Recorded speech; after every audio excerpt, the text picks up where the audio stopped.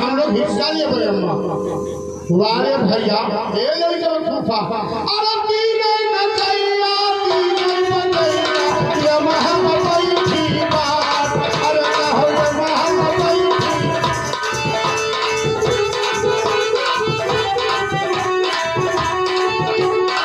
अरे दीने नचैया दीने नचैया ये महमई थी बात अरे कहो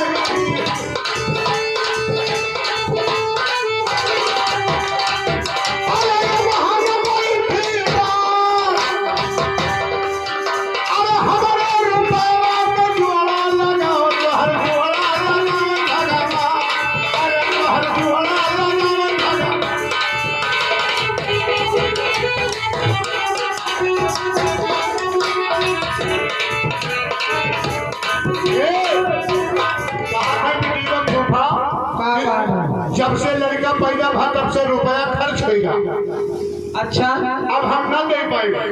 मगर है अरे भैया लड़का फूफा अरे लड़का फूफा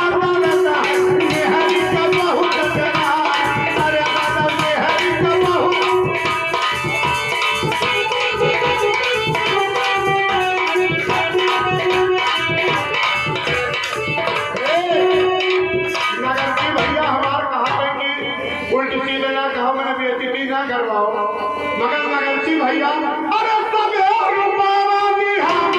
भैया हे मगरची वारे बिरजी भैया